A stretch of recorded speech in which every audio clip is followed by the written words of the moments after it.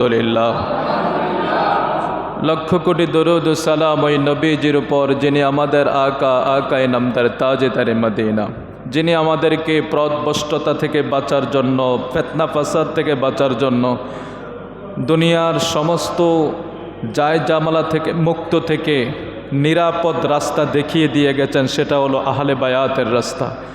সেই রাস্তা যিনি দেখিয়েছেন তিনি রহমত লিল আলামিন। সেই নবীজির উপর লক্ষ কোটি দরুদ ও সালাম মোহাব্বত করে পড়ি সাল্লাল্লাহু আলাইহি ওয়াসাল্লাম। মুআজ্জিজ সদরে মোহতারাম, শাহাদাতে কারবালা মুহররম মাস, এটা মুহররমের 10 তারিখ আল্লাহ পৃথিবীর অনেক ঘটনাগুলি ঘটাইলেন, আর পৃথিবীর সমাপ্তটাও করবেন সেই দিন, এটা আমরা জানি। কিন্তু ইমামে পাকের এই শাহাদাতটাকে, এটাকেও মুহররমের 10 তারিখ ঘটাইলেন। এটার পিছনে মূল রহস্য হলো আল্লাহ চাইলেন যে দুনিয়ার অনেক শাহাদাত আছে, দুনিয়ার অনেক শহীদ আছে, সব শহীদের মতো ইমাম হুসাইনের শহীদ হবে না। সব শহীদের মর্যাদা আর ইমামে পাকের শহীদের মর্যাদার সাথে আসবে না। তো আল্লাহ পাক যেহেতু ইমামে পাকের শাহাদাত সমস্ত পৃথিবীর সৃষ্টির ইতিহাসে সমস্ত শাহাদাতের চেয়ে শ্রেষ্ঠ শাহাদাত, এই জন্য এই ঘটনাটাকে ঘটাইলেন শ্রেষ্ঠ দিনে। জোরে কোন সুবহানাল্লাহ। ইমামে পাক শাহাদাত হওয়া, এটা ছিল বাস্তবে রূপ নেওয়া। এই শাহাদাতের মূল বিষয় ছিল হযরত ইসমাইল ও জবিউল্লাহ। ইসমাইল ও জবিউল্লাহ ছিল এই শাহাদাতের মূল প্রতিপাদ্য বিষয়, কিন্তু বাস্তবে রূপ হয়েছে 10 মুহররম ইমামে পাকের মাধ্যমে। ইসমাইল ও জবিউল্লাহকে যখন জবাই করতে গেল তখনও জবাই করতে পারল না। আস্তে আস্তে খাজা আব্দুল্লাহকে যখন জবাই করতে গেল তখনও পারল না। তো এই শাহাদাতকে আল্লাহ কবুল করে আনতে আনতে এমন একটা জায়গায় নিয়ে আসলেন, সেটা হলো ইমামে পাকের কাছে। জোরে কোন সুবহানাল্লাহ। এগুলি আমাদের কথা নয়, ঐতিহাসিক বর্ণনা এবং বিভিন্ন তাফসীরের কিতাব, যারা আজ থেকে 600, 700, 800, 1000 বছর আগে দুনিয়া ছেড়ে চলে গেছে, স্বর্ণে অক্ষরে যারা এগুলি লিখে গেছে যে আসলে ইমামে পাকের শাহাদাতটা এত আলোচিত কেন।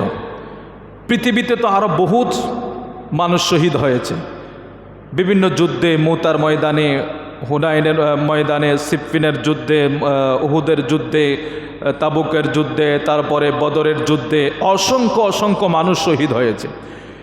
কিন্তু ইমামে পাকের শাহাদাতের বিষয়টা আমরা ভিন্ন দেখছি। তো এটা কেন ভিন্ন? এটার 1 নম্বর কারণ হলো এই শাহাদাতের মূলে ছিলেন ইসমাইল ও জবিউল্লাহ। ইসমাইল ও জবিউল্লাহ বেঁচে গেলেন, খাজা আব্দুল্লাহ বেঁচে গেলেন।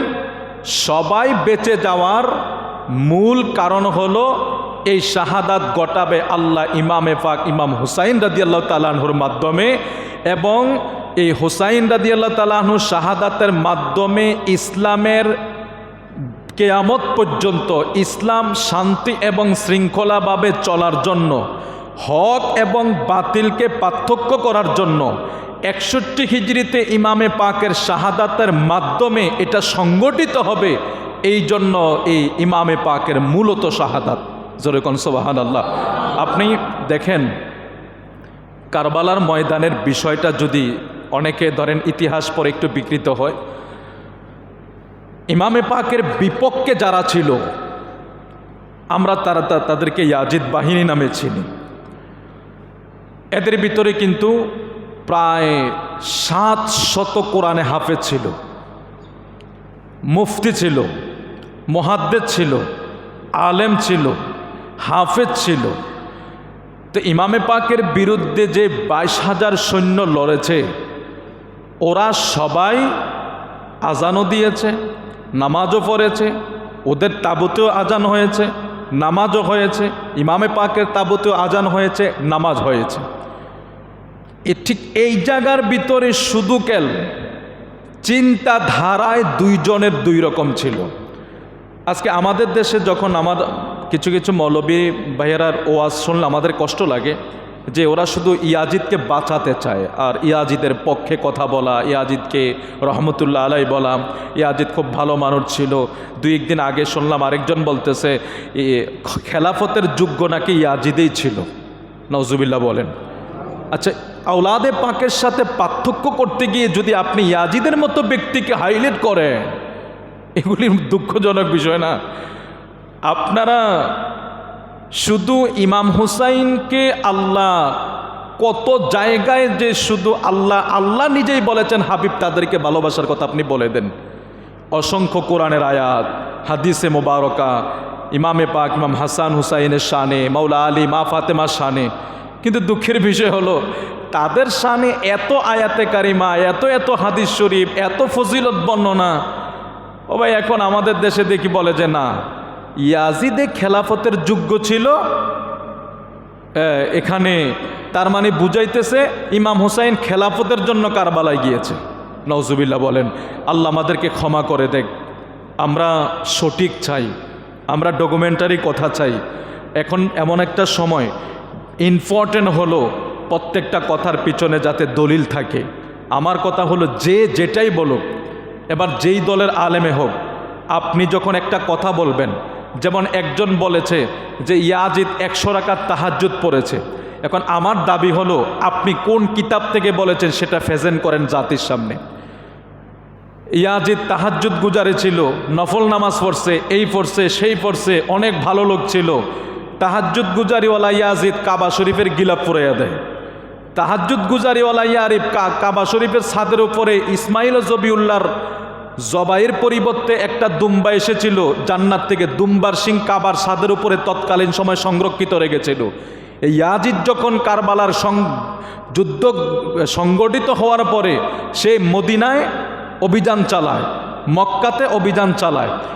মদিনায় প্রায় 3 দিন আজান বন্ধ ছিল। যেই মদিনার মাটি আরশের চেয়েও দামি, সে ওই মদিনার খুঁটির ভিতরে আপনার ঘোড়া, গাদা, উট এগুলি বেঁধেছে, মলত্যাগ করেছে, নামাজ বন্ধ রেখেছে 3 দিন।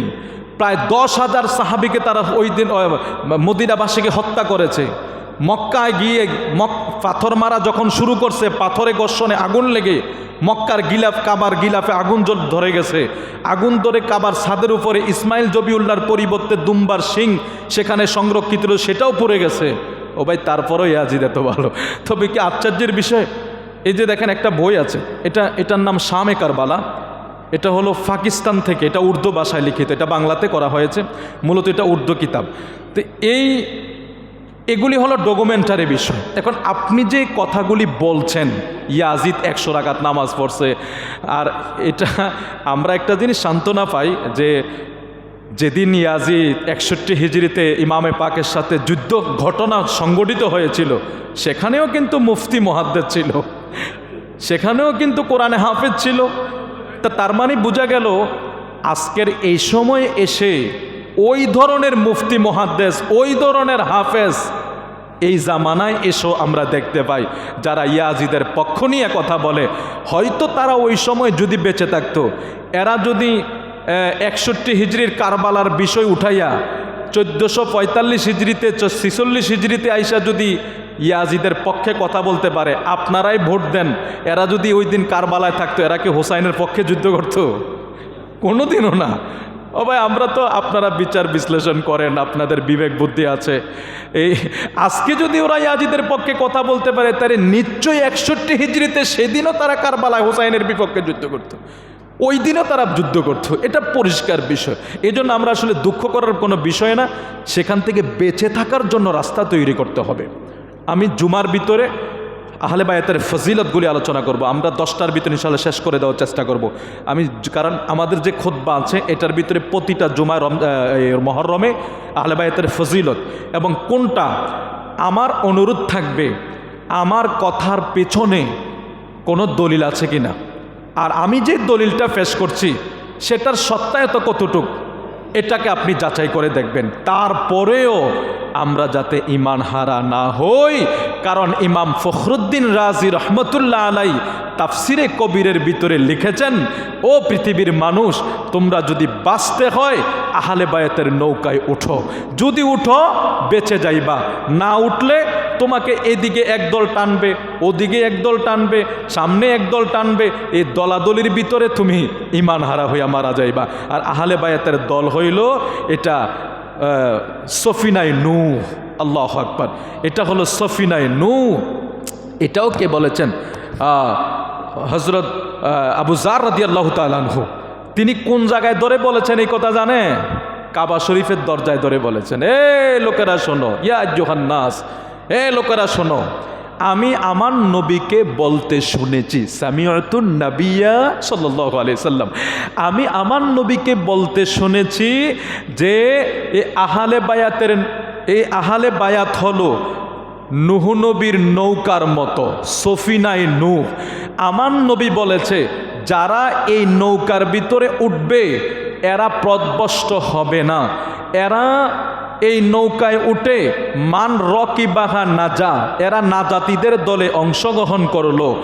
আর যদি এখান থেকে দলছুট হয়ে যায়, হালাকা, হাদিসের লাস্টের অংশ হচ্ছে হালাকা, হালাকা শব্দের বাংলা হইল ধ্বংস হওয়া, তারা ধ্বংস হয়ে যাবে। জোরকন নাউজুবিল্লাহ। বিশ্বাস করুন এই কথাগুলি একেবারেই প্রসিদ্ধ।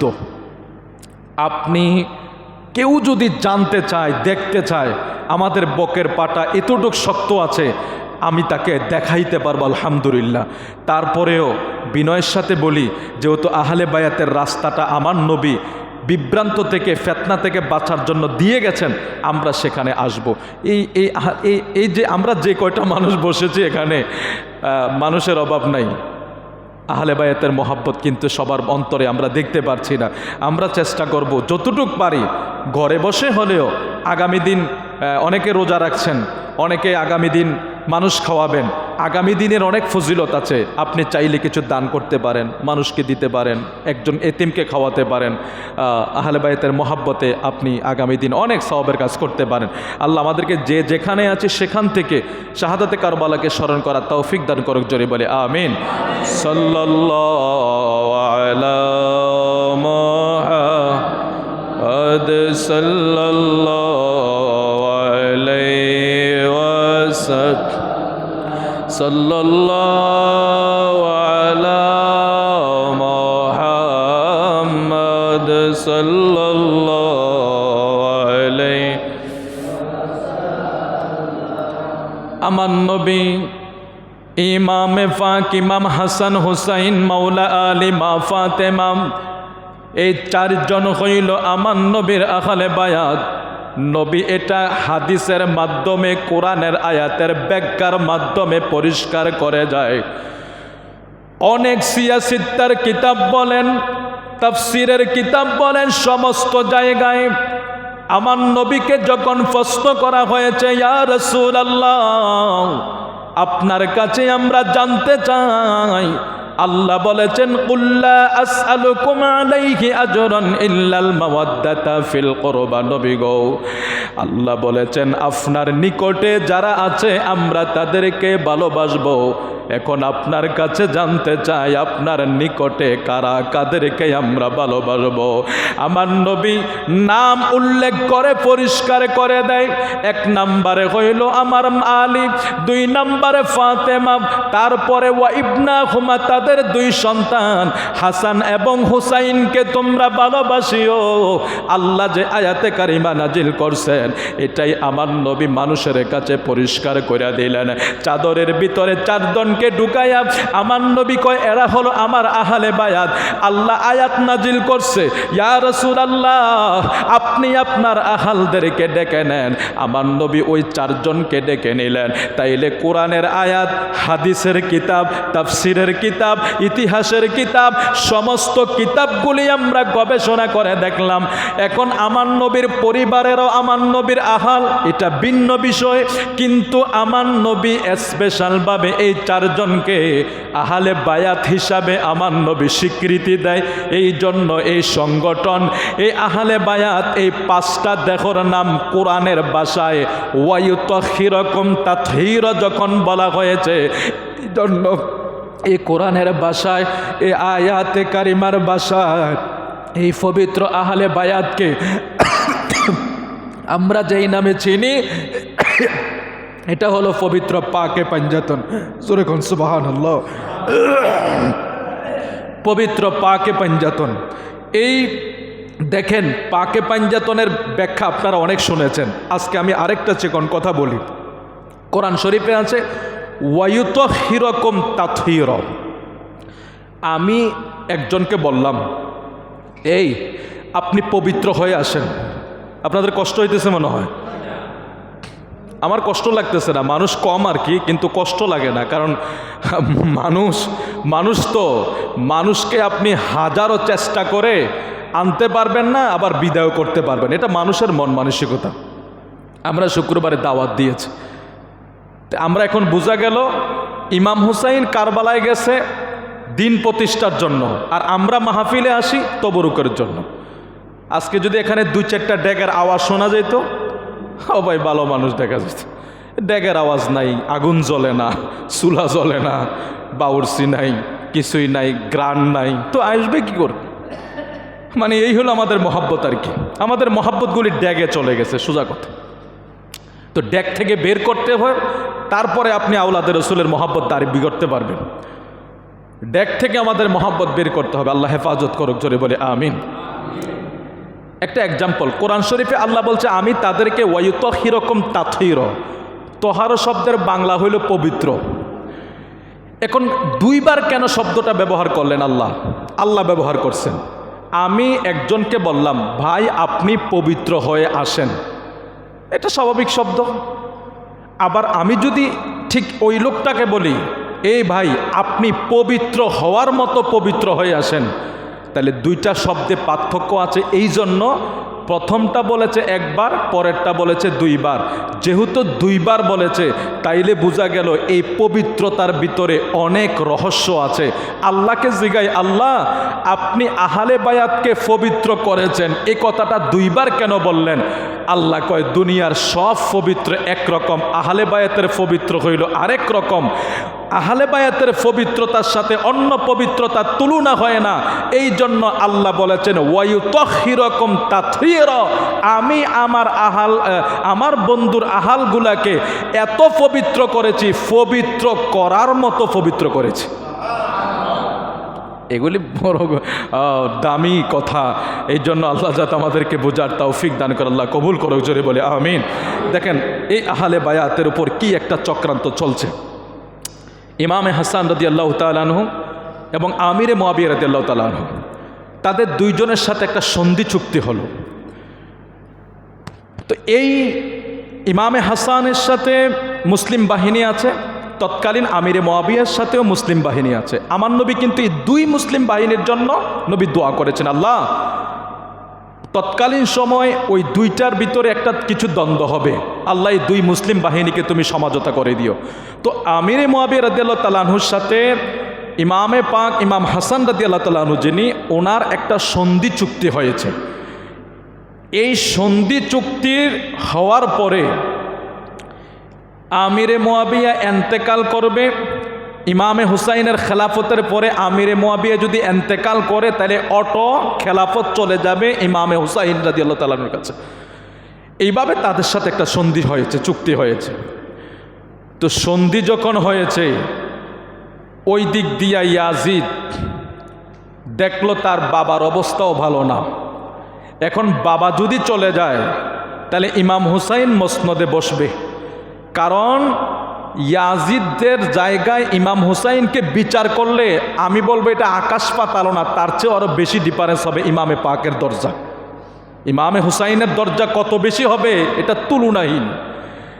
এখন উনি ইয়াজিদ চিন্তা করেছে, যদি আমি আগে বাগে কিছু না ঘটাই তাহলে আমি মসনদে বসতে, এগুলো আসলে অনেক লম্বা কথা, আমি খুব শর্ট করে বলে দিচ্ছি যে ইমামে পাকের বিবি জাদা নামক একজন বিবি আছেন।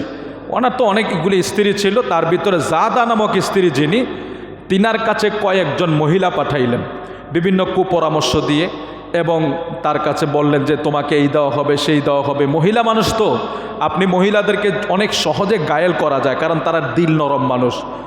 এই বিবি জাদার কাছে তৎকালীন সময়ের সবচেয়ে বিষাক্ত বিষাক্ত বিষ ইমামে পাকের খাবারের সাথে মিশিয়ে দেওয়া হতো। এটার টোটাল চক্রান্তটা কুফায় বসে ইয়াজিদ শুরু করে দিয়েছে। তো লোক পাঠাইলেন, অনেক দিন কিন্তু ইমামে পাককে বিষ পান করিয়েছে, একদিন না। অনেকে তো বলে একদিন না, একদিন না, ইমামে পাককে বহুবার খাবারের সাথে বিষ দিয়েছে কিন্তু কাজ করে নাই। এমন পর্যায়ে একদিন এমন বিষ পান করিয়েছে ইমামে পাকের যেন কলিজা ছিঁড়ে যায়, শরীরের রং যেন পাল্টিয়ে যায়। এই টাইমে ইমাম হুসাইন রাদিয়াল্লাহু তাআলা আনহু ইমামে পাকের দরবারে দৌড়ে আসছে, ভাইয়া আপনার এই করুণ অবস্থা কে করলো? ইমাম হাসান বলে, ছোট ভাইরে, আমার করুণ অবস্থার জানার জন্য তুমি আসছো। কি করবি ভাইয়া? যদি আমি বলি ওমকে আমার এই অবস্থা করছে, তার উপরে তুমি তরবারি চালাইবা? হুসাইন রে, আমার নানার জমিনে রক্ত জড়াইস না, আমার নানার জমিনে রক্তপাত করিস না হুসাইন। আমি তোমারে সান্ত্বনা দিয়া যাই, আমারে কে বিষ খাওয়াইছে আমি ভালো কইরা জানি। এই পর্যন্ত বহুবার খাবারের সাথে আমারে বিষ দিয়েছে, আমার শরীরে সেটা আক্রমণ করে নাই। আজকে মনে হয় এত পাওয়ারফুল বিষ আমাকে খাওয়াইয়া দিয়েছে, আমার কলিজা ছিঁড়ে যায়, আমার শরীরের রং পাল্টিয়ে যাচ্ছে। হুসাইন, আমি যদি বলে যাই এইভাবে বিষ পান হয়েছে, হয়তো তুমি রাগের বশত রক্তপাত করবা। হুসাইন রে, আমি তোমারে অনুরোধ কইরা যাই, তুমি আমার ছোট ভাই, আমি তোমারে আল্লাহর হাওলায় দিয়া যাই। বাইরে মদিনায় রক্তপাত কইরো না, আমার নানার জমিনে রক্ত জড়াইও না। আমার জিনারা বিষ পান করাইছে, তাদের বিচার একদিন আমার আল্লাহ করবে। আমি আমার আল্লাহর কাছে সুপর্দ করে দিয়ে গেলাম। হুসাইন, আমি দুনিয়ার থেকে বিদায় হয়ে গেলাম। আমি একটা নসিহত তোমারে কইরা যাই রে ভাই, শোনো, আমি যখন ইন্তেকাল করে ফেলবো, আমি যখন দুনিয়ার থেকে বিদায় হয়ে যাব, দুনিয়ার মানুষ যারা মদিনার গভর্নর আছে, যারা মদিনার লিডার আছে, তুমি তাদের কাছে যাইয়া বইল আমার নানা জানের পাশে যাতে আমার একটু জায়গা করে দেয়। হুসাইন, তবে আরেকটা অনুরোধ করি, শোনো, আমার নানা জানের পাশে যদি আমারে শোয়াইতে যায়, মদিনার কোনো মানুষ বাধা হইয়া দাঁড়ায়, হুসাইন আমারে শোয়াইবার জন্য কারো উপরে আক্রমণ চালাইও না, তরবারি চালাইও না। আজকের ইতিহাসগুলি বিকৃত কইরা ওরা ওয়াজ করে ইমাম হুসাইন নাকি খেলাফতের জন্য দৌড়াইছে, দুনিয়ার জন্য দৌড়াইছে। আপনি দেখেন ইমাম হাসানের মেজারমেন্টটা কেমন ছিল, নসিহতটা কেমন ছিল। রে ভাই, যদি আমাকে কেউ বাধা না দেয়, অর্থাৎ মদিনার মানুষ যদি আমারে বাধা না দেয়, মদিনার মানুষ যদি আমারে নিষেধ না করে, মদিনার মানুষের পক্ষ থেকে কোনো যদি বাধা না আসে, আমার নানার পাশে আমারে শোয়াইও। আর যদি আমারে বাধা দেয়, আর যদি নিষেধাজ্ঞা আসে, যদি দেখো রক্তপাত হবে, যদি দেখো দাঙ্গা হবে, হুসাইন, আমি তোমারে অনুরোধ কইরা যাই, বাইরে কারো সাথে রক্তপাত জড়াইও না, আমার জান্নাতুল বাকিতে দিয়ে দিও, জান্নাতুল বাকি বাকিতে আমার দিয়ে দিও, জান্নাতুল বাকিতে আমার দিয়ে দিও। এইভাবে ইমামে হাসান দুনিয়ার থেকে বিদায় হয়ে গেছে। তারপরে যখন ওইদিকে আমিরে মুয়াবিয়া এন্তেকাল হয়ে গেল, আমিরে মুয়াবিয়ার এন্তেকালের খবর ইয়াজিদ মদিনায় শোনায় না। আমিরে মুয়াবিয়া মরে এন্তেকাল করছে, ইয়াজিদ মদিনায় খবর না দিয়া ইমাম হুসাইনের কাছে প্রতিনিধি পাঠাইলো, হুসাইন তুমি তাড়াতাড়ি ইয়াজিদের হাতে বায়াত নাও, ইয়াজিদের মসনদ মেনে নাও। এই খবর আসার পরে ইমাম হুসাইন বলে না, আমি কোনোদিন পাপিষ্ট ইয়াজিদের হাতে বায়াত নিতে পারি না। কারণ কেন নিবেন না? ইমামে হুসাইন হইল আমার নবীর কলিজার টুকরা, ইমাম হুসাইন হইল জান্নাতের যুবকদের সরদার। ইমাম হুসাইনকে স্বয়ং আল্লাহ কয় আমি ফুত পবিত্র কইরা দিছি। ইমাম হাসান এবং হুসাইনকে আমার নবী কয় আমার এই দুই নাতি হইল দুনিয়ার সুগন্ধি, দুনিয়ার ফুল। এই জন্য আমার নবী যখন হাসান হুসাইন রে কোলের সাথে জড়াইতো, নবীর নাক মোবারক ইমাম হাসান হুসাইনের শরীরে লাগাইয়া গ্রাণ নিত। আমার নবী হাদিস শরীফে বইলা গেছে রয়হাতাইন, আমার এই হাসান হুসাইন হইল দুইটা ফুল, দুনিয়ার বাগানের দুইটা ফুল। এখন ফুলের ভিতরে তো গ্রাণ কয়, আমার নবী নিজে নাক মোবারক লাগাইয়া হাসান হুসাইনের শরীর থেকে সুগন্ধি নিতেন। ও হাসান হুসাইন তোমরা সুগন্ধিওয়ালা হইলা কোন জায়গা থেকে? এই ইমাম হাসান হুসাইনের সুগন্ধি আসলো কোন জায়গা থেকে? ইমাম হাসান হুসাইন কেন দুনিয়ার বাগানের ফুল হইয়া গেল? কেন আমার নবী তাদেরকে রাইহান বলেছে? এই জন্য বলেছে কারণ ইমাম হাসান হইল আমার নবীর এক অংশ, ইমাম হুসাইন হইল আমার নবীর আরেক অংশ। ইমাম হাসান হুসাইন আমার রহমতের নবীর একটা অংশ। সুবহানাল্লাহ। তো রহমতের নবী যখন রাস্তা দিয়ে হাঁটতেন, সাহাবায়ে কেরামেরা বলে আমার নবী যেই রাস্তা দিয়ে হেঁটেছে পরবর্তীতে যদি আমরা যাইতাম তাহলে আমরা বুঝতে পারতাম এখান দিয়ে আমার নবী হেঁটেছিল। সুবহানাল্লাহ বলবে না? এখান দিয়ে আমার নবী হেঁটেছিল। তো এই নবীর বাগানের ফুল ইমাম হাসান হুসাইন, যাদেরকে আল্লাহ তোহার অপবিত্র করে দিয়েছেন, যাদেরকে জান্নাতের যুবকদের সর্দার বলা হয়েছে, যে ইমামে হুসাইন এত মর্যাদাওয়ালা। আল্লাহু আকবার, আল্লাহু আকবার। ইমামে পাক ইমাম হুসাইনকে, ইমাম হাসানকে আমার নবী কাদের উপরে উঠাইলেন। তো দেখেন পৃথিবীতে অনেক রাজা আছে, বাদশাহ আছে, কমান্ডার আছে, লিডার আছে। ও ভাই, রাজা বাদশাহরা কখনো কাউকে কাঁধে উঠাবে? ও তো চিন্তা করবে আরে ভাই আমি একজন বাদশাহ, আমার একটা ওয়াইট আছে, আমি কেন একজনকে কাঁধে নিয়ে বসে থাকবো? কিন্তু আমার নবী তো বাদশাহরা বাদশাহ, আমার নবী তো দুই জাহানের বাদশাহ। তো আমার নবীর কাঁধে ইমামে পাক ইমাম হাসানকে দেখে আমার নবীর একজন সাহাবী বলতেছে আল্লাহু আকবার, তুমি কত ভাগ্যবান হাসান, যে তুমি কত ভাগ্যবান, যে কত উত্তম লোকের কাঁধে তুমি বসে আছো। এটা এক সাহাবী এই মন্তব্যটা করলো যে হাসান তুমি কত ভাগ্যবান যে তুমি একজন উত্তম লোকের কাঁধে বসে আছো। তার মানে রহমতের নবী তোমাকে কাঁধে নিয়ে রাখছে, মাথায় নিয়ে রাখছে। হাসান তুমি অনেক ভাগ্যবান। আমার নবী কি বলে জানেন? শোনো, যিনি আমার কাঁধে বসে আছে উনিও কিন্তু অনেক ভাগ্যবান। সুবহানাল্লাহ বলবেন না? কথাগুলি মনে বুঝেন নাই আপনারা? দেখছেন আমার সাহাবী ইমাম হাসানকে কাঁধে দেখে বলতেছে তুমি অনেক ভাগ্যবান যে আমার নবীর কাঁধে তুমি বসে আছো। এবার আমার নবী কয়ে শোনো, যিনি আমার কাঁধে তিনিও কিন্তু কম উত্তম না। তাহলে আমার নবী এদের ব্যাপারে কত সুন্দর আলোচনা করেছেন। সেই ইমামে পাক ইমাম হাসান রাদিয়াল্লাহু তাআলা আনহু, ইমাম হুসাইন রাদিয়াল্লাহু তাআলা আনহু। এখন ইমাম হুসাইন পাপিষ্ট ইয়াজিদের হাতে কেমনে বায়াত নিবে? ইয়াজিদ শরাব করছিল।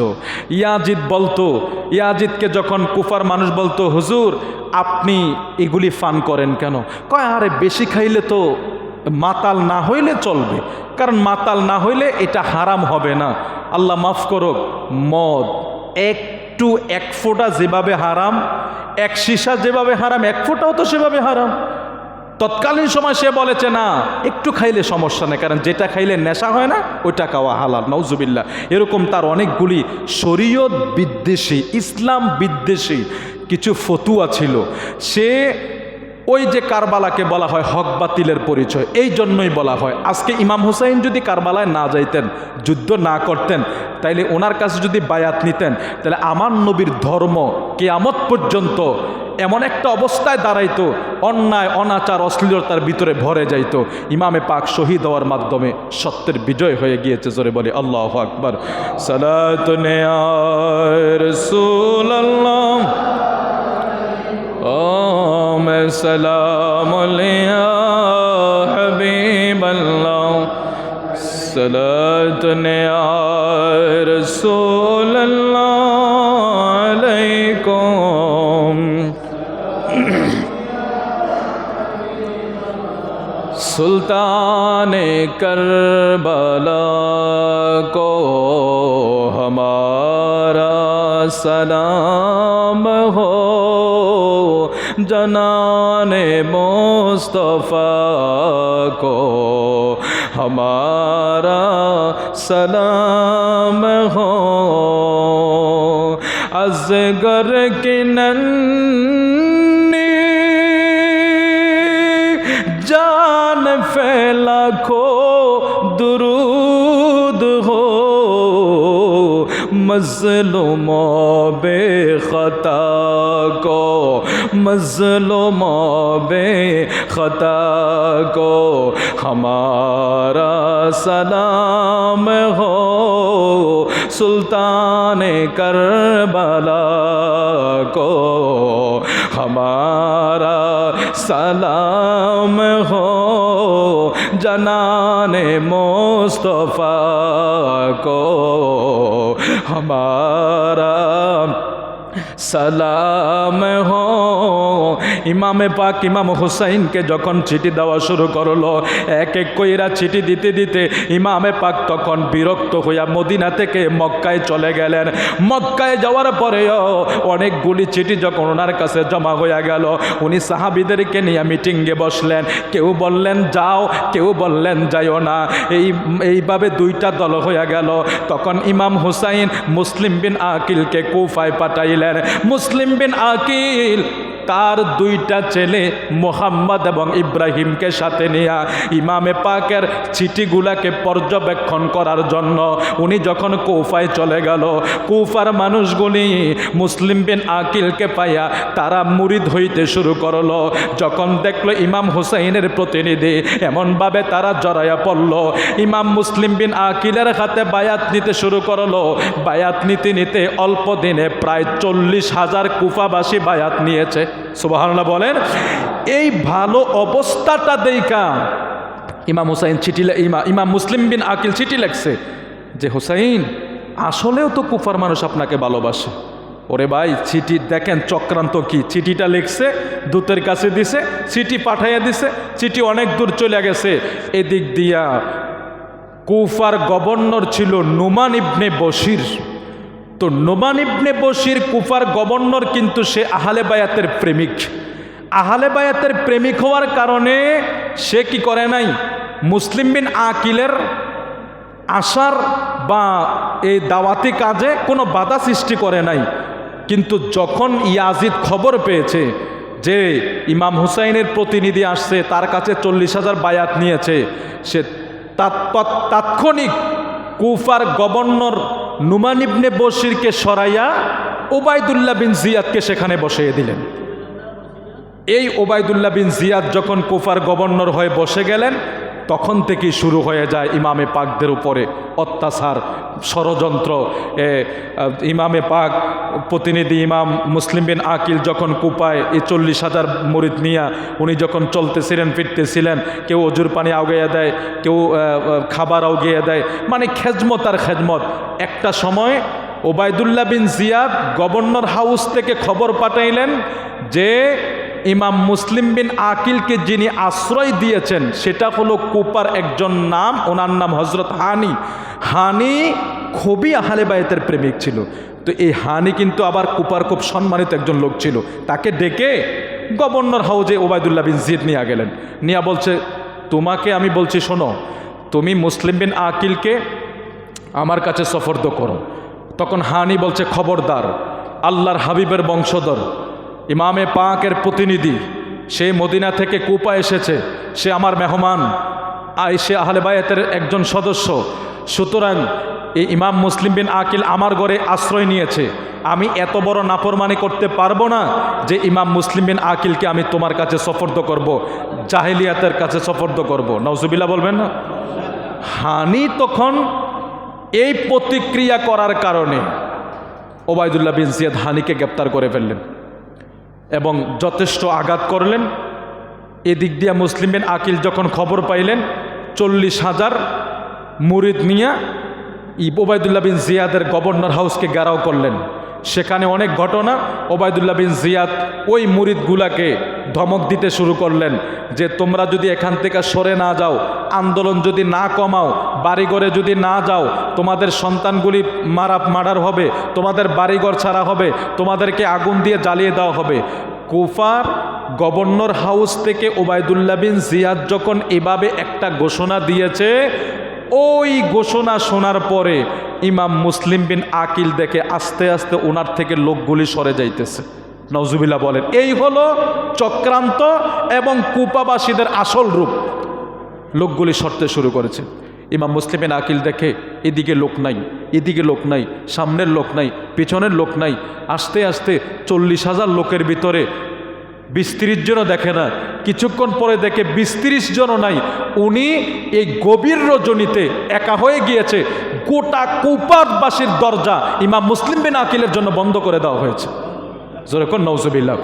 কিছুদিন আগেও কুফার মানুষগুলি বলছে, হুজুর আপনি ইমাম হুসাইনের প্রতিনিধি, আপনি আমাদের জান, আপনার জন্য আমাদের দরজা খোলা, আপনার জন্য আমাদের সব কিছু খোলা।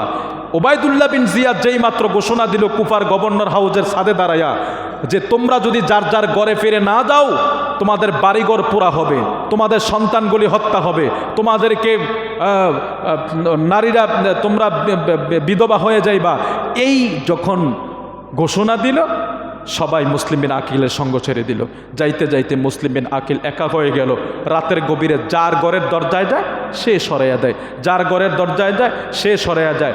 শেষ পর্যন্ত একটা মহিলার ঘরে মুসলিম বিন আকিল আশ্রয় নিয়েছিলেন। সেখান থেকে ওনাকে আবার গ্রেপ্তার করে গভর্নর হাউজে নিয়ে গেলেন। গভর্নর হাউজে নিয়ে ইমাম মুসলিম বিন আকিলকে যখন হত্যা করবে বা জল্লাদ ডাকলেন, জবাই করে দিবে, ঠিক এই অবস্থায় ইমাম মুসলিম বিন আকিল বললেন,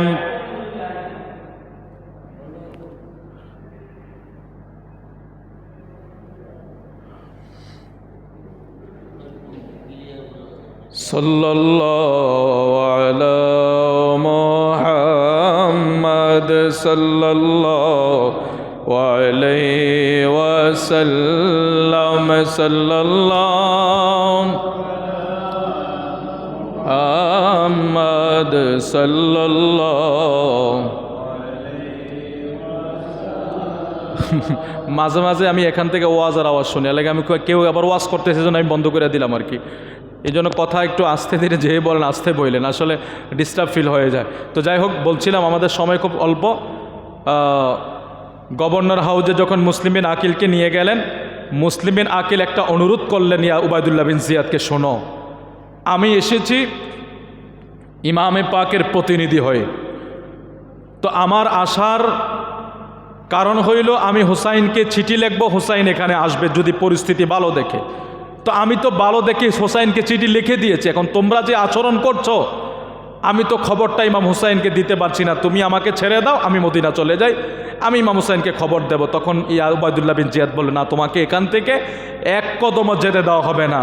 তখন ইমাম মুসলিম বিন আকিল গভর্নর হাউজের ছাদে যখন ওনাকে নিয়ে গেলেন, ছাদের উপরে দাঁড় করিয়ে জল্লাদ তাকে হত্যা করবে বা বডি থেকে কল্লা আলাদা করবে, এমন সময় মদিনার দিকে তাকায়া মুসলিম বিন আকিল মদিনার দিকের বাতাস রে বলে, বাতাস রে, যদি বইতে বইতে ইমামে পাকের হুসাইনের কাছে যাও, আমার নবীর কলিজার টুকরারে খবরটা জানাইয়া দিও, তিনি যাতে কুফার ভিতরে না আসে। কুফার মানুষের ব্যবহার ভালো না, তারা যেইভাবে মাওলা আলী কাররামুল্লাহ ওয়াজহুকে শহীদ করছে নামাজের ভিতরে, আমি মুসলিম বিন আকিলকেও তারা ষড়যন্ত্র কইরা চক্রান্তের ভিতরে ফালাইয়া দিছে। কিছুক্ষণের ভিতরে আমাকেও তারা দুনিয়া থেকে বিদায় কইরা দিবে, এইভাবে তিনি কান্না করতেছে। আর জল্লাদ আইসা বডি থেকে ইমাম মুসলিম বিন আকিলের শিকল্লাটাকে আলাদা কইরা গভর্নর হাউজের সাত্তাইকা এমনভাবে জমিনে নিক্ষিপ্ত করছে, পুরা বডিটা ছিন্ন ভিন্ন হয়ে গেছে।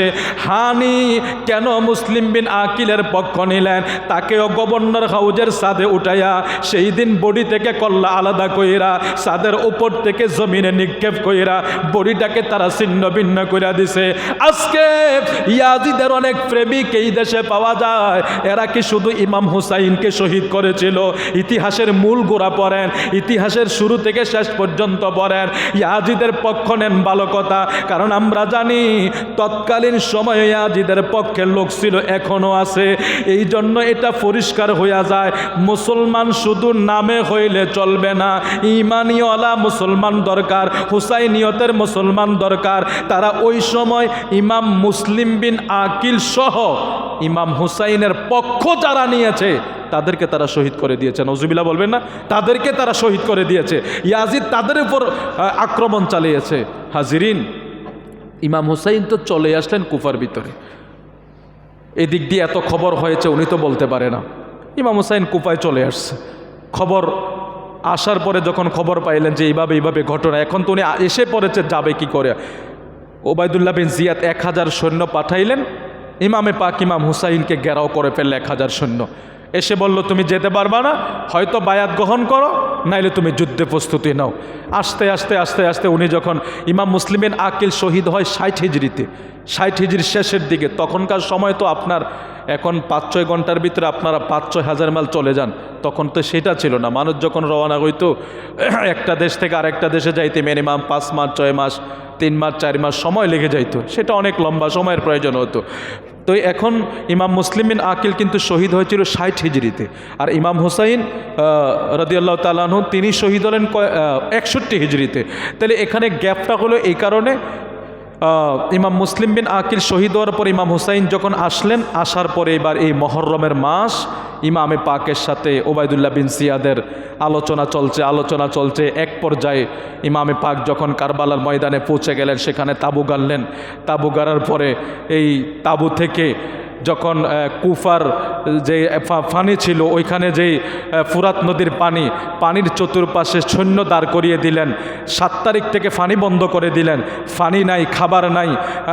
তারা তো এখানে যুদ্ধ করতে যায় নাই, গিয়েছে কুফাবাসীর দাওয়াতে যাওয়ার পরে কুফার মানুষে আচরণ করেছে। ইমামে পাকের তাঁবুতে যখন পানি নাই, আব্বাস আলমদার নামে একটা ব্যক্তি একটা কলসি নিলেন, বা একটা চামড়ার কলসি, যেটাই হোক, ওটা তখনকার সময় পানির জন্য চামড়ার জিনিসে বেশি ব্যবহার করা হতো। এটা নিয়ে উনি রওনা হয়ে গেলেন তরবারি নিয়ে, যে আমি আওলাদে পাকের তাঁবুর জন্য একটা মস্ক পানি হলো আমি আনবো।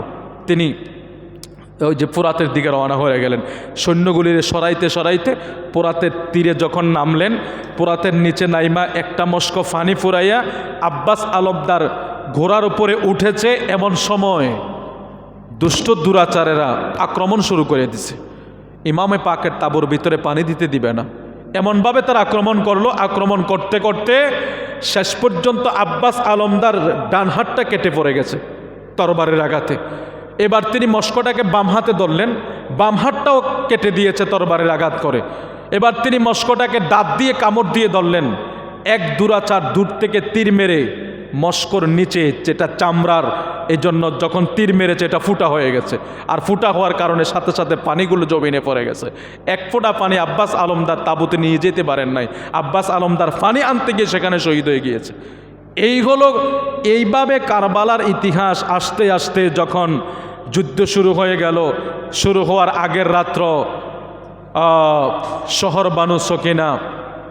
শহরবানু তিনি যখন ঘুমাচ্ছিলেন, এমন সময় দেখে কারবালার ময়দানে সাদা কাপড় পরিহিত একটা মহিলা হাতে ঝাড়ু নিয়ে কারবালার ময়দানটা ঝাড়ু দিচ্ছেন। তো শহরবানু তিনি তাকে পেছন থেকে দেখে ডেকে জিজ্ঞেস করলেন, মা, আপনাকে তো আমি চিনতে পারলাম না, আপনি কে, বা আপনি কেন বা এই মাঠ ঝাড়ু দিচ্ছেন?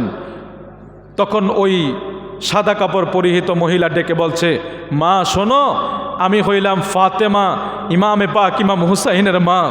এই আজকের রাত্র সমাপ্তি হবে, আগামী দিনের 10 মহরমের সূর্য যখন উঠবে, আমার নানাজানের কিছু দুরাচার উম্মতেরা আমার কলিজার টুকরা হুসাইনকে এখানে শোয়া দিবে। হুসাইনকে তীর মারতে মারতে পুরাটা শরীর ফুটা করে দিবে, ফুটা করে দিবে। তীরের আঘাতে, বল্লমের আঘাতে, চাবুকের আঘাতে ইমামে পাকের পুরা শরীরটা যখন ফুটা হয়ে যাবে, এই কারবালার পাথরের উপরে যদি আমার হুসাইন পড়ে যায়, আর ফুটাগুলি দিয়া যদি পাথর ঢুকে যায় অথবা পাথরের আঘাত লাগে, আমার হুসাইন যদি তখন আমাকে মা মা বলে ডাক দেয়, আমি সহ্য করতে পারবো না। এই জন্য আমি জান্নাত থেকে চলে এসেছি আমার হুসাইনকে যেখানে শোয়াইয়ে দিবে ওই জায়গাটার পাথরগুলি সরিয়ে পরিষ্কার করে দেওয়ার জন্য আমি ফাতেমা চলে আসছি। জোরে কোন সুবহানাল্লাহ। ইমামে পাক ইমাম হুসাইন রাদিয়াল্লাহু তাআলা আনহু, তো সময় গণিয়ে গেছে, আসলে অনেক লম্বা কথা। ইমামে পাক ইমাম হুসাইন রাদিয়াল্লাহু তাআলা আনহু তিনি যখন শহীদ হয়ে গেলেন, ওদিকে আমার নবী দুনিয়া থাকাকালীন উম্মে সালামা আমার নবীর একজন বিবি ছিল। আমার নবী উম্মে সালামার কাছে এক মুষ্টি মাটি দিয়ে বলেছিল, সালামা তুমি যেদিন এই মাটিগুলিকে রক্তে লাল দেখবা, ওই দিন মনে করবা আমার হুসাইন কারবালার ময়দানে শহীদ হয়ে গিয়েছে। আমি তোমাকে এই নিদর্শনটা দিয়ে গেলাম। সেখানেও আমার নবীর অনেক বিবিগণ ছিল, কিন্তু আমার নবী সবাইকে মাটি দেয় না। আম্মাজান আয়েশাকে দেয় না, কোনো বিবিকে দেয় না, কিন্তু উম্মে সালামাকে দিয়েছে। কেন দিয়েছে? আমার নবী জানে উম্মে সালামা 61 হিজরি পর্যন্ত বেঁচে থাকবে। সুবহানাল্লাহ। তার আগে কিন্তু আমার নবীর বিবিগণ সবাই চলে গেছে। তো এখন উম্মে সালামার কাছে আমার নবী তখন মাটিটা দিয়ে দিলেন। আর উম্মে সালামা দেখলেন ইমামে পাক যেদিন কারবালায় শহীদ হয়েছে, ওই দিন উম্মে সালামা আমার নবীকে স্বপ্নেও দেখেছে। আমার নবীর দাড়ি মোবারকের ভিতরে কাদা লেগে আছে, চেহারাটা মলিন হয়ে আছে। উম্মে সালামা জিজ্ঞেস করছে, হুজুর আপনার এই অবস্থা কেন? বলে, সালামা আমি এইমাত্র কারবালার ময়দান থেকে এসেছি, আমার হুসাইনকে শহীদ করে দেওয়া হয়েছে, আমার হুসাইনকে শহীদ করে দেওয়া হয়েছে। উম্মে সালামা স্বপ্ন থেকে উঠে আমার নবীর দুনিয়া থাকতে দেওয়া সেই মাটির কাছে গেলেন। সীসার ভিতরে তাকিয়ে দেখে আমার নবী বলেছিল ইমাম হুসাইন যেদিন শহীদ হবে ওই দিন তোমার সীসার মাটি রক্তে লাল হয়ে যাবে। ঠিক উম্মে সালামা দেখলেন ওই 61 হিজরিতে ইমাম হুসাইন শহীদ হওয়ার পরে ওনার সীসার মাটিগুলি রক্তে লাল হয়ে গেছে। জোরে কোন সুবহানাল্লাহ। ইমামে পাক ইমাম হুসাইন শহীদ করার পরেও কি তারা ক্ষান্ত হয়ে গেছে? আলী আসগরের মতো 6 মাসের শিশুকে শহীদ করলো। আলী আকবর 18 বছরের যুবক, এই ছোট্ট ছোট্ট যুবকদেরকে তারা শহীদ করে দিয়ে এবং আওলাদে পাককে শহীদ করে দিয়ে ক্ষান্ত হয়ে গিয়েছে। ইমামে পাক ইমাম হুসাইন রাদিয়াল্লাহু তাআলা আনহু, যিনি আমার নবীর কোলের আদরের সন্তান ছিলেন, নাতি ছিলেন, ইমামে পাকের কল্লা মোবারককে বর্ষার আঘাতে করে কুফার অলিতে গলিতে উবাইদুল্লাহ বিন জিয়াদ ইয়াজিদ বাহিনী ঘুরছে, মানুষকে দেখাইছে যে আমার নবীর কলিজার টুকরাকে তারা হত্যা করেছে বর্ষার আঘাতে করে। এবং উবাইদুল্লাহ বিন জিয়াদ তরবারে দিয়ে এখানে আঘাত করেছে আমার নবীর কলিজার টুকরা ইমামে পাকের ঠোঁটের ভিতরে। তখন একজন বৃদ্ধ সাহাবী বলছে, এরে দুষ্ট দুরাচার, আমি আমার নবীকে জীবনে বহুবার দেখেছি যে এই হুসাইনের ঠোঁটের ভিতরে চুমু খাইতে, এখানে আমার নবীর ঠোঁট মোবারক লেগেছে। আজকে মক্কার মানুষ হজরে আসওয়াদে চুমা খায়, পুরা বিশ্বের মানুষ হজরে আসওয়াদে চুমা খায়। হজরে আসওয়াদ তো একটা পাথরে না মাত্র। ফারুক আজম বলছে, এই হজরে আসওয়াদ, আমি তোমাকে জীবনেও চুমু খাইতাম না, একবারের জন্য চুমা খাইতাম না। বলে কেন? বলে আমি এই জন্য চুমা খাই, আমার নবীর ঠোঁট মোবারক তোমার পাথরে লেগেছে, এই জন্য আমি তোমাকে চুমা খাই। ইমামে ফারুক আজম কি বলছে দেখছেন, যে আমার নবীর ঠোঁট মোবারক হজরে আসওয়াদ তোমার গায়ে লেগেছে বিদায় আমি চুমা খাই, নাইলে আমি ফারুক তোমাকে একবারও চুমা দিতাম না। তাহলে ওই নবীর যে ঠোঁট মোবারক তো ইমাম হুসাইনের ঠোঁটে লেগেছে, ওই নবীর ঠোঁট মোবারক ইমাম হুসাইনের গর্দানে লেগেছে। সেই পবিত্র দেহ পবিত্র কল্লাকে তারা ছুরি দিয়া মৃদু আঘাত করছে এবং এটাকে বর্ষার আগায় কইরা কুফার অলিতে গলিতে ঘুরাইছে, কুফার অলিতে গলিতে ঘুরাইছে। কত যন্ত্রণা কত কষ্ট দিয়েছে। হাজিরিন, কারবালার বর্ণনাগুলি যদি একাধিক ধারাবাহিক একটার পর একটা আমরা করতে যাই, এগুলি আসলে অনেক সময়ের ব্যাপার। কিন্তু কারবালা থেকে একটা জিনিস শিক্ষা গ্রহণ করতে হবে। কারবালার শিক্ষা যেটা, যেমন আমরা শুধু কারবালার মাহফিল করলাম আর ইমাম হুসাইনকে ভালোবাসলাম, সেটা কিন্তু সমাপ্তি না। হুসাইনিয়তকে আমাদের মাঝে বাস্তবায়ন করতে হবে। কিভাবে করবেন? ইমাম হুসাইন কেন যুদ্ধ করেছে, কেন যুদ্ধ করলেন? ওনার তো কোনো প্রয়োজন ছিল না, সেখানে উনি গিয়েছেন। ইয়াজিদের সাথে বাকবিতণ্ডটা ওই জায়গায় হয়েছে।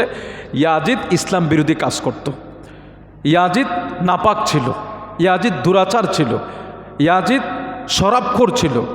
ইমামে পাক একজন পবিত্র মানুষ ছিল। উনি যদি ওই টাইমে ইয়াজিদের হাতে বায়াতটা নিয়ে নেয় তখন পরিস্থিতি শান্ত। আর যদি নিয়ে নিতেন, কিয়ামত পর্যন্ত ইতিহাস হয়ে যাইত নবীর কলিজার টুকরা ইমাম হুসাইন অন্যায়ের কাছে মাথা নত করেছে, অন্যায়কে মেনে নিয়েছে। এটা কলঙ্ক হয়ে যাইত কিয়ামত পর্যন্ত। সেই সত্যকে সত্য হিসাবে বাস্তবায়ন করার জন্য, হককে প্রতিষ্ঠার জন্য ইমাম হুসাইন সেদিন কারবালায় শহীদ হয়েছে। আর এখন দেখেন, আমরা কেউ কিছু কিছু আছে আবার আহলে বায়াতকে ভালোবাসে, ওদেরকে যদি বলে ভাই নামাজ রোজা কয় দরকার নাই, নাউজুবিল্লাহ। ইমামে পাক ইমাম হুসাইন কিন্তু তীরের আঘাত খাইয়াও নামাজ পড়ছে না, সেজদা দিছেন আমার আল্লাহকে। তো কি বুঝাইয়ে গেছে? কারবালার শিক্ষা এখান থেকে আমরা শিখি, কি বুঝাইয়ে গেছে? বগদাদি হুজুর বলছে কারবালার কোরবানি স্মরণ করো, কোরবানিকে স্মরণ করার প্রাণ ভরে নামাজ পড়ো। আর আমরা তো মহরম মাস আসলে আরও বেশি অন্যায় অশ্লীলতা বেড়ে আমরা আরও বাড়িয়ে দিই। অথচ কারবালার শিক্ষা কি? নামাজ। কারবালার শিক্ষা সৎ পথে চলা। কারবালার শিক্ষা নারীদেরকে পর্দায় রাখা। কারবালার শিক্ষা হারাম জিনিস পান না করা। কারবালার শিক্ষা ইসলামের পথে, আমার নবীর পথে, ধর্মের পথে চলা। আমি শুধু যদি বলি আমি ওদেরকে ভালোবাসি, সেটাও কিন্তু আমাদের সমাপ্তি হবে না। আমাদের সমাপ্তি হবে ইমামে পাক ইমাম হুসাইন রাদিয়াল্লাহু তাআলা আনহুর যেটার জন্য যুদ্ধ করেছে ওই কর্মটাকে আমরা দূরে রেখে ইমামে পাক যেটা চেয়েছেন, যে সত্যের পথ, এই সত্যের পথে আমাদেরকে চলতে হবে। ইমামে পাক তীরের আঘাত খাওয়ার পরেও তিনি যখন নামাজ পড়েছেন, তাহলে আমরা সুস্থ থেকে আমাদের নামাজ ছেড়ে দিয়ে আমরা আল্লাহর কাছে জবাব দিতে পারবো না। ইমামে পাকের তাবুতের এই নারীরা ছিল, মহিলারা ছিল, এরা এত কষ্ট, এত যন্ত্রণা, এরা কখনো বেপরদা হয় নাই। আপনি কারবালা থেকে আরেকটা জিনিস শিক্ষা নেন। দেখেন, আমরা আজকে আমাদের মায়েরা, আমরা এখন বলবো যে মাদের, নারীদের অধিকার হরণ করছে। আমরা আজকে মারা মার্কেটে আছে, বাজারে আছে, ব্যবসায় আছে। আল্লাহ মাফ করুক, এই বছর কাবা শরীফের গিলাফ পরিবর্তন করছে মহরমের 1 তারিখ। অন্য সময় তারা হজের সময় করতো, এটার টাইমটা পরিবর্তন করে এখন হিজরির 1ম তারিখে তারা পরিবর্তন করে। এই বছর গিলাফ পরিবর্তনের ভিতরে নারীরা অংশগ্রহণ করেছে, হেরেম শরীফের গিলাফ পরিবর্তনে। এটা আর আগে কখনো হয় নাই। নারীরা অংশগ্রহণ করেছে, নারীদের অধিকার দিয়েছে। এটা বড় দুঃখজনক বিষয়। মায়েদেরকে আল্লাহ অনেক সম্মান দিয়েছে। ঝিনুকের ভিতরে মুক্তা অনেক দামি জিনিস, এটা খোলামেলা জায়গায় শোভা পায় না, এটা আবদ্ধ থাকা ঝিনুকের ভিতরে শোভা পায়। দামি জিনিস কিন্তু প্যাকেট থাকে। মায়েরা দামি জিনিস, তাদেরকে যত গোপন রাখা যায় তত এটাতে দাম বাড়ে। কিন্তু আজকে কিছু মায়েরা আছে, আমরা সমান অধিকার চাই, ও সমান অধিকার করে রাস্তায় নেমে গেছেন, আর আপনার উপর নির্যাতন শুরু হয়ে গিয়েছে। এখন বলেন পুরুষরা আমাদের উপরে নির্যাতন করে। আপনি নিজেই তো নিজেকে ধ্বংস করে দিলেন। ইসলামের রুল হইল, আল্লাহ বলে দিয়েছেন যে তোমরা নারীরা কি করো, ওয়াকরনা ফি বুয়ুতিকুন্না ওয়ালা ওয়াকরনা ফি বুয়ুতিকুন্না লা তাবাররুজনা তাবাররুজাল জাহিলিয়াতিল উলা ওয়াকরনা ফি বুয়ুতিকুন্না। নারীরা তোমরা ঘরের ভিতরে থাকো, এটা তোমাদের জন্য উত্তম। এ কথা আল্লাহ বলতেছে, আমরা কেউ কই না, মক্কা মদিনার ইমামও কয় না। আল্লাহর কোরআন শরীফে আল্লাহ বলে দিচ্ছে ওয়াকরনা ফি বুয়ুতিকুন্না, তোমরা ঘরের ভিতরে থাকো, এটা তোমাদের জন্য উত্তম। আজকে আমরা এদেরকে ছেড়ে দিয়েছি। আমাদের বউ বাজারও আছে, জামাই বাজার নাই, বউ বাজার আছে অনেক, বহু জায়গায় বউ বাজার আছে, বউরা বাজার করতেছে। এখন সেখানে সারা যাইতে যদি শুধু বউরা কেনাকাটা করতো, এখন বাজার দিয়েছে বউরা, কেনাকাটা করে জামাইরা। ধর্ম কোথায় চলে গেছে? আল্লাহ হেফাজত করুক আমাদেরকে। আপনারা আমরা হয়তো বসে আছি মনে করছি, না, ধর্মকে আমরা অনেক পিছিয়ে দিয়ে দিয়েছি, যার জন্য আমরা মায়ের খাই, আমাদেরকে মানুষ মারে, মুসলমানরা বিভিন্ন জায়গায় মায়ের খায়। তো কারবালার ভিতরে ইমাম হুসাইনের তাঁবুতে পানি নাই, তীরের আঘাতে পুরা তাঁবুর খালি হয়ে গিয়েছে। একজন নারীও বেপরদা হয় না, একজনের চেহারা থেকে কাপড় সরে না। আর আমরা এখন খাইতে পাইতেছি, বাসস্থান আছে, টাকা আছে, পয়সা আছে, স্বর্ণ গয়না যা সব কিছু থাকার পরও আমরা কিন্তু ওপেন হয়ে গিয়েছি। তো আল্লাহ যদি আমাদেরকে ক্ষমা না করে, এছাড়া আমাদের কোনো রাস্তা নেই। তো যাক, আপনাদেরকে আর কষ্ট দিচ্ছি না। এখানে বেশিরভাগ বয়োজ্যেষ্ঠ মুরব্বী বাবারা বসে আছেন।